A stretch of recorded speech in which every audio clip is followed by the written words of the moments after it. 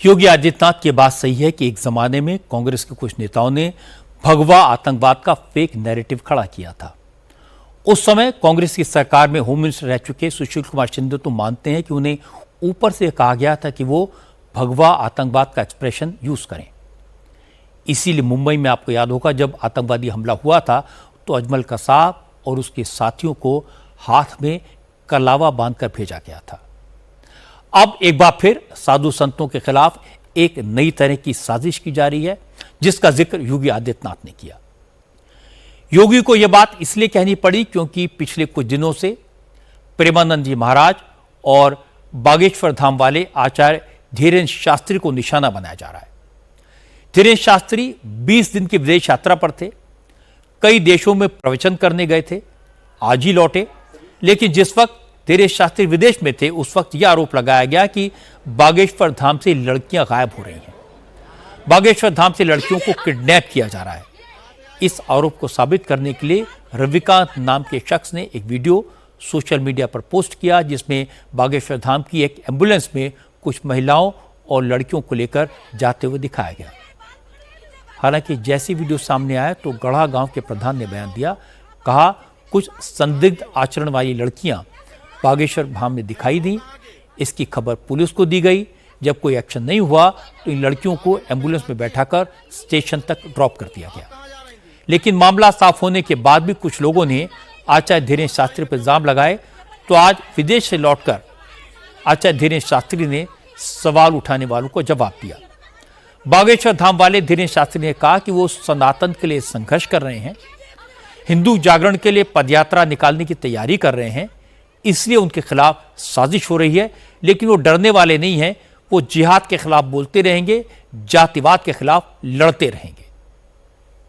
अनवरत बहुत से लोग पीछे हमारे लगे हैं, ये कोई नई बात नहीं है। सनातन के खिलाफ, हिंदुत्व के खिलाफ, कभी भगवान भोलेनाथ काशी के खिलाफ अनवरत बयानबाजियां और हमारे खिलाफ अनवरत बयानबाजियां, षड्यंत्र स्वांग रचते रहे, ये कोई नई बात नहीं है। और नए नए षड्यंत्र आएंगे पर ना हम झुकेंगे ना हम रुकेंगे। देश में बहुत जिहाद चल रहे हैं, लव जिहाद, लैंड जिहाद, थूक जिहाद।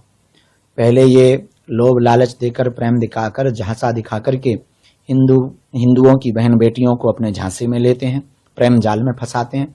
बाद में जब इनके मंसूबे पूरे नहीं होते हैं तो उनको मौत के घाट उतार देते हैं।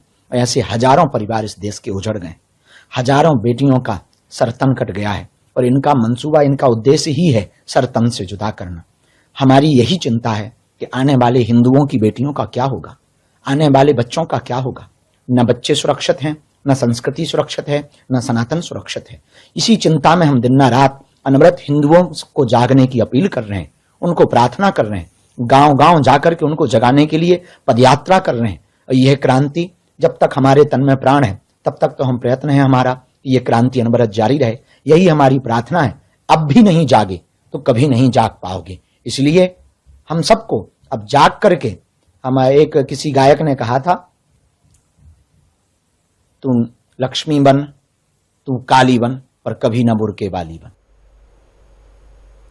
आचार्य धीरेन्द्र शास्त्री हिंदू राष्ट्र की बात करते हैं, लव जिहाद के खिलाफ खुलकर बोलते हैं, घर वापसी के अभियान चलाते हैं, जाति के भेद को खत्म करके हिंदुओं की एकता का नारा लगाते हैं, हिंदू जागरण यात्रा निकालते हैं, वाकपटु हैं, खुलकर बिना किसी लाग लपेट के देसी अंदाज में अपनी बात कह देते हैं। कम वक्त में उनकी लोकप्रियता बहुत तेजी से बढ़ी है, इसीलिए बार बार आचार्य धीरेन्द्र शास्त्री के खिलाफ साजिश होती है, उन्हें बदनाम करने का प्रयास किया जाता है। लेकिन बागेश्वर धाम वाले बाबा ने कह दिया कि वो इस तरह की साजिश से न डरने वाले हैं न रुकने वाले हैं, उनका हिंदू जागरण का अभियान जारी रहेगा।